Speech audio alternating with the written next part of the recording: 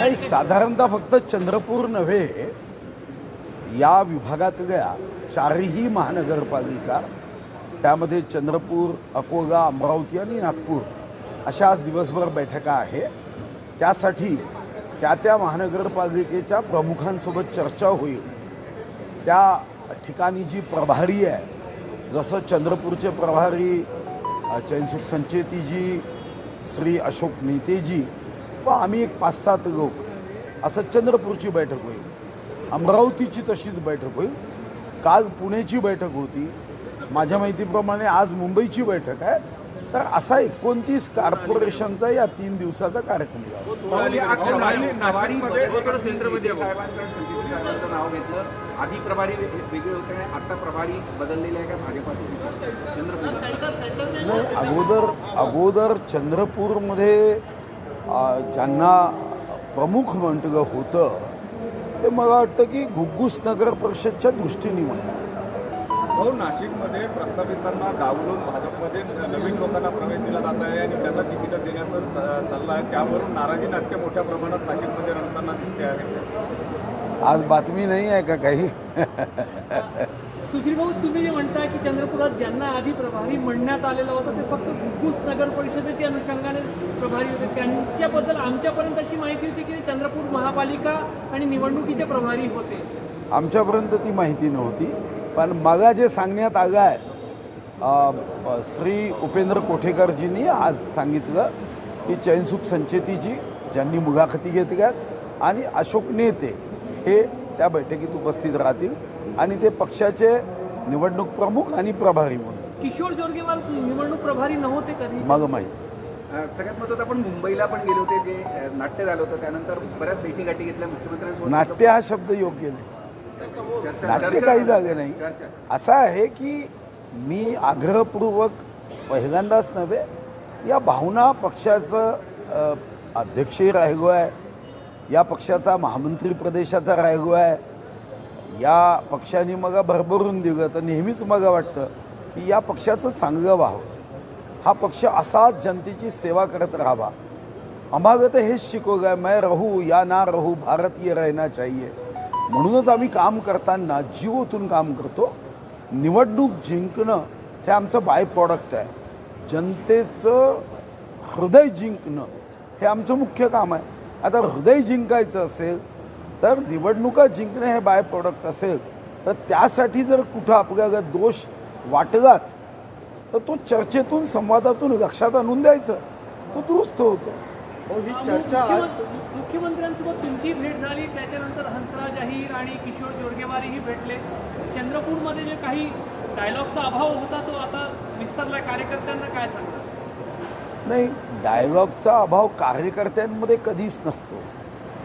कार्यकर्ते बिचारे, तो तर या पक्षाचा आत्मा आहे. त्यांच्या विना तर पक्ष हा अपूर्ण आहे, अधुरा आहे. कार्यकर्ता आहे म्हणून आम्ही विजयाची उंच उडी घेऊ शकतो. पतंगाने जर धाग्याशी नातं तोडलं ना तर पतंग मग कधी भरकटेल असं सांगता येत नाही. त्यामुळे कार्यकर्त्यांमध्ये तर तो मजबूतपणे पक्षासोबत उभा आहे. कुठं काही डायलॉग नेत्यांमध्ये कमी असेल तर ती पक्षाची जबाबदारी आहे. पक्ष त्या दृष्टीने प्रयत्न करतो. शक्ती मिळाली तुम्हाला मुंबईतून वेगळी चंद्रपूरकडनं? असं आहे की मी जी शक्ती म्हणालो त्याचा तुम्ही विपर्यास केला. शक्ती याचा अर्थ की जे जे वाईट आहे ते त्याज्य आहे, ते दूर केलं पाहिजे. हे मी आग्रहपूर्वक आज नाही, मी प्रदेशाध्यक्ष असतानाही माझी भाषणं काढून बघा. जो मुद्दा मी आज मांडला तो प्रदेशाध्यक्ष असतानाही मांडला, 2013मध्ये षण्मुखानंद हॉलमध्येही मांडला, आणि तोच मुद्दा शेवटच्या श्वासापर्यंत राहणार आहे. परिषदेत झालेलं नुकसान ते आता पालिकेमध्ये भरून काढू असं मुख्यमंत्री म्हणाले होते, तसं काही शब्द तुम्हाला मिळाले का? नाही, असं आहे की कुठं, जसं मी अगोदरच सांगितलं, कुठं कमतरता असेल तर त्या संवादातून दूर केल्याच जातात. पण मी कार्यकर्त्यांशी जो संवाद माझा आहे तो पुढेही असाच सुरू राहणार आहे आणि पुढेही मी फिरणार आहे. मुख्यमंत्र्यांना भेटल्यानंतर तुमची नाराजी आता पूर्णपणे दूर झाली? मी नाराज कधीच नव्हतो. हा पक्ष माझा आहे, नाराज कसं राहील?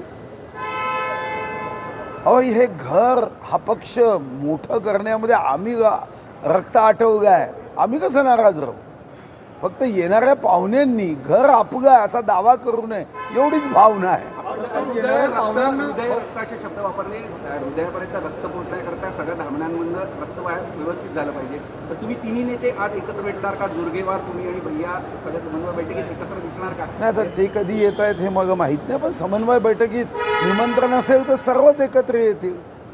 समन्वय बैठक याचा अर्थ समन्वयाची नाही. आज जी बैठक आहे ती महानगरपालिकेच्या तिकीट वाटपाची बैठक. भाऊ एक प्रश्न असा आहे, 25 डिसेंबर आहे, आज अटल बिहारी वाजपेयींचा वाढदिवस आहे. तर अटल बिहारी वाजपेयींनी पक्ष पुढे नेला, नरेंद्र मोदींचे देश पुढे नेण्याचा तुमचा दावा आहे. बीजेपीच्या कार्यकर्त्यांचा आज सगळं सिलेबस सुरू आहे. अटल बिहारींचा भाजप आणि आजचा भाजप प्रवास थोडासा आम्हाला नाही, श्रद्धेय अटल बिहारी वाजपेयींचं मूळ तत्व जे आहे ते मूळ तत्व आजही कायम आहे. हम रहे या ना रहे, भारत ये रहना चाहिए. श्रद्धेय अटल बिहारी वाजपेयींनी जे सांगितलं कि टूटे मन से कोई खड़ा नहीं होता, छोटे मन से कोई बड़ा नहीं होता. श्रद्धेय अटल बिहारी वाजपेयींनी जे सांगितलं कि ये देश ये कोई पत्थर मट्टी से बना हुआ देश नहीं है. हा देश का संस्काराने हा देश पुढे गेला पाहिजे ही भावना होती. मला वाटतं की आजही तीच भावना घेऊन भारतीय जनता पार्टी काम करते. भारतीय जनता पार्टीचा मूळ जो गाभा आहे तो कधीच बदलला नाही. आणि म्हणूनच तुम्ही बघितलं असेल की पंडित दीनदयाळ उपाध्यायांचा एकात्म मानववाद हा तुम्हाला प्रत्येक निर्णयामध्ये दिसतो. तुम्ही बघा की आपण गोरगरिबांसाठी स्वच्छतागृहाची व्यवस्था असो, मुद्रा योजना असो, आयुष्यमान भारत योजना असो, हे रस्ते बांधण्याची योजना असो. मला आठवतं की आदरणीय नितीन गडकरींजींसोबत मी श्रद्धेय अटल बिहारी वाजपेयींकडे ग्रामीण रस्ते जोडण्याचा प्रेझेंटेशनमध्ये मी होतो. तेव्हा त्यांच्या सचिवांनी सांगितलं की ये हमारा विषय नहीं है, ये तो राज्यों का विषय है. पर श्रद्धेय अटल बिहारी वाजपेयी होने की उसके लिए बदलाव करना है, संविधान में वितरित किए हुए विषयों का तो करना चाहिए, मगर गांव को रस्ते से जोड़ना चाहिए. हा भाव होता तो आपण बघतोच.